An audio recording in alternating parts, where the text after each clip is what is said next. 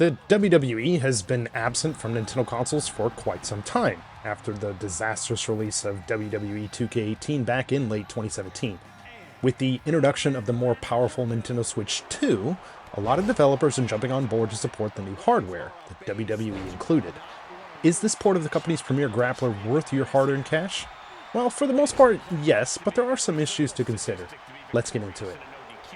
Danny from the Famicast here. If you're new to the channel, please be sure to subscribe and turn on those notifications. Sound off in the comments down below, and we may read it out on our bi-weekly show called the Famicast. Of course, you can find this in written form over on our website, thefamicast.com. Special shout out to our awesome patrons for their support. Now today, though, we're taking a look at WWE 2K25 on the Nintendo Switch 2 in this in-depth review. For those who have never played a WWE 2K game, controls here definitely take some getting used to. Now, there are a wide variety of moves that you'll need to come to grips with before diving in. I think the best way to get through this and get the hang of the gameplay is to go through the tutorial through the Performance Center. This will put hopeful future champions through the basics and some more advanced techniques as well. Now, generally speaking, you could perform weak strikes with Y, strong attacks with B, dodge with X, and initiate grapples with A. Now, X is also something that you'll use frequently throughout the matches too, because these will initiate reversals based on timing and button presses and stuff like that here as well. Chain wrestling is also here, as are some blow-to-blow segments, various attack combos, intergender wrestling. Of course, you can run, climb the turnbuckle, climb all sorts of stuff, and so much more. Now, there really are a lot of options to just beat the crap out of your opponents, and once you get the handle on the moves, you can do that pretty easily. Now, although I usually prefer the easy pick-up and play style of the past AKI wrestling games on the N64, I think that control style has its own limitations. Things in 2K25, I think, are a little bit complex, but they provide so many more options that help add to the realism that is being presented here. Now, gameplay wouldn't matter one bit if there weren't great characters, and there are plenty of them on offer here. Over 300 superstars, both past and present, stack the roster in 2K25. It's a pretty huge number. Still, some of this is a little bit inflated, as different era versions of some wrestlers count towards the roster count. Now, for example, there are multiple versions of The Rock, Undertaker, and many others. I'm honestly not all that bothered by this. And I think there still are a lot of superstars to choose from, even with that being taken into consideration. You also have access to a lot of great venues from the past, including WCW-themed shows and venues. So yeah, whether you're a fan of classic wrestling or the current roster and venues and stuff like that, there really is something here for almost any wrestling fan. WWE 2K25 is absolutely packed with modes. Now, the home tab features Play Now, MyRISE, Showcase, The Island, My Faction, Universe, and My GM. Tabbing over will take you over to Creations, then Online, and then over to Options.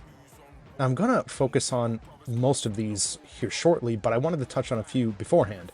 So My Faction, the card collecting based feature game here, and The Island both make use of 2K's in-game currency VC, while the other modes don't at all. I'm typically not a huge fan of how 2K uses this, but these two modes might be fun for some. I think the idea of the island is interesting. You're presented with a variety of tasks to garner favor with Roman Reigns and stuff like that. So I don't know. This mode and My Faction are just not what I picked up the game for. Showcase, the Bloodline's Dynasty. Narrated by Paul Heyman and occasionally other Bloodline members, Showcase takes you through the 40-year histories of the families that make up the Bloodline. Now, more or less a playable documentary, kinda. You'll basically play through a number of key matches featuring the likes of the Head Shrinkers, The Rock, Peter Maivia, Roman Reigns, Yokozuna, and more. Now, these are all presented with a variety of missions to complete throughout the match.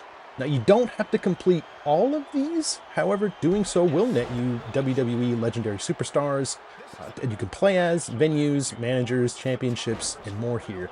Now, while I think this look at the history of the Bloodline is really awesome, I think some of these missions can be a little bit annoying.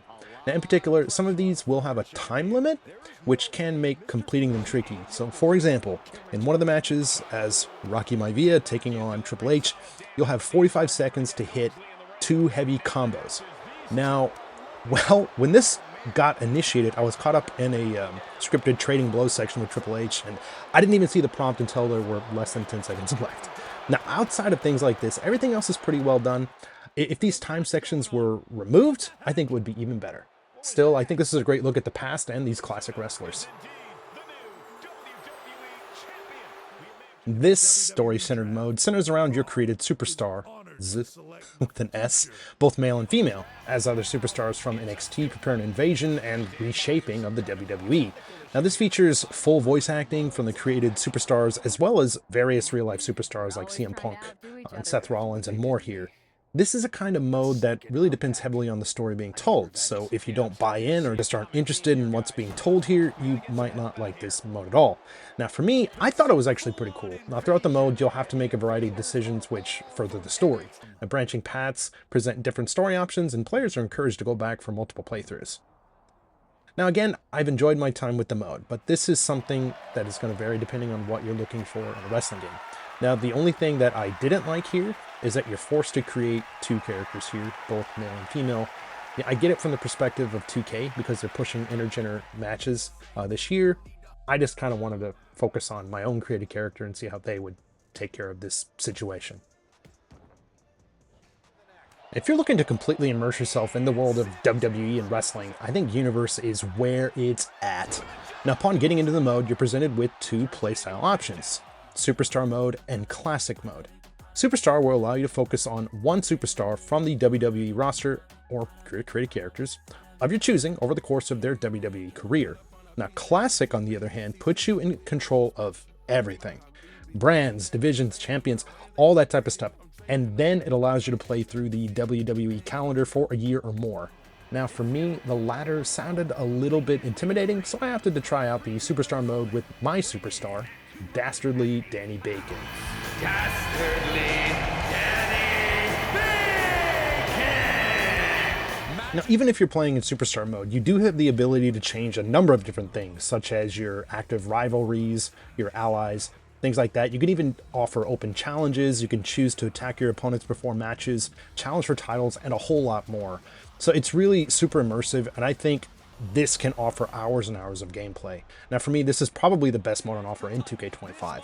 I know with the Sandbox Classic mode, I think things could get even crazier with the amount of customization available at your fingertips. So I think with this kind of mode, it just kind of depends on what you're looking for when it comes to wrestling. If you want to control basically all of creative, you can do that. If you want to control creative of just like one guy and the people that he's facing off against, you can do that too. Really, really cool mode.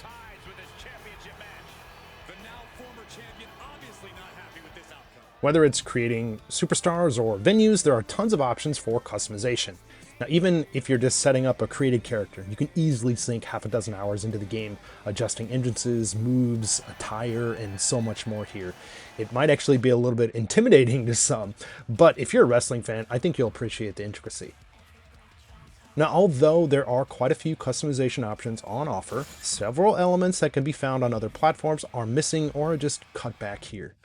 Switch 2 owners will not have access to download any of the creations from other platforms. And to top that off, the ability to add custom images via the uploader is not supported.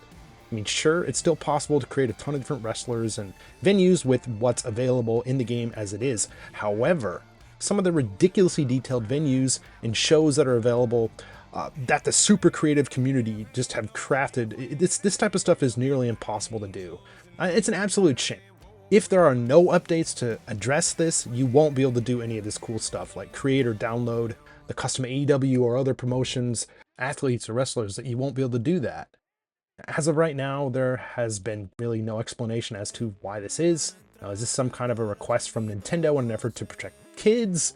Is this 2K just dropping the ball? You know, it's really hard to say at this point. Regardless, if you're heading into 2K25 on the Switch 2, looking to create dream matches with custom stars and shows and stuff like that, you're going to be very disappointed. Having played a number of sports titles over the years on the Switch 1, it has definitely been nice to see this step up in visual fidelity with WWE 2K25. I think the character models are extremely detailed with great animations and facial expressions. I think my only minor complaint here with the visuals is that longer hair can kind of bounce around a little bit awkwardly at times, but this doesn't impact the gameplay whatsoever. I think lighting here, different clothing materials, all in venues, stuff like this, they all look fantastic.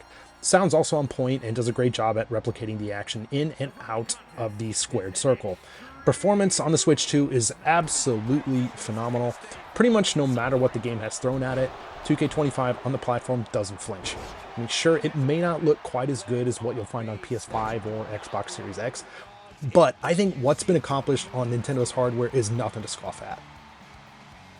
Now, although the game runs very well, I did run into a few instances where the game would crash or bizarrely make me go through the terms of service multiple times. Now, these kind of things happened in my first few sessions with the game shortly after launch and have been pretty much non-existent ever since, so I'm not sure what was going on there. Still, it's worth noting that these issues are things that happen to me, and they might happen to you. You might come across this stuff, I'm not sure.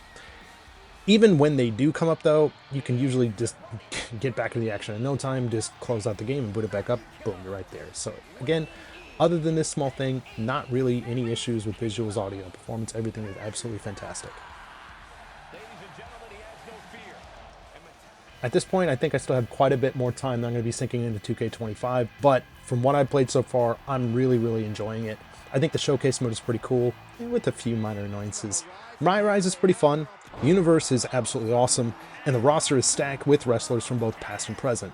Now to top this off, the game runs flawlessly on the Switch 2. This isn't a perfect game, and I think there is a little bit of a learning curve, especially if you've never played the series before, like me. But if you're looking for some action in the ring on your Switch 2, WWE 2K25 is definitely worth checking out. But let's go ahead and turn things over to you guys. Did you pick up WWE 2K25 on the Switch 2? Are you considering it? What was the last WWE game that you bought? Now, to be honest, I haven't picked up a WWE game since No Mercy, back on the N64, so this is quite the return for me. Now, for wrestling, I got back into it in large part thanks to the development of AEW Fight Forever. I mean, that game is flawed in multiple ways, and I did a review on that as well, but I have a soft spot, it's a little bit of a soft spot for it. But anyways, be sure to sign up with any and all comments down below. We'd love to hear from you guys. Now, as always, thank you guys so much for checking out this video. If you like what you see, please feel free to drop this video a like. If you feel that we've earned it, consider dropping us a sub here.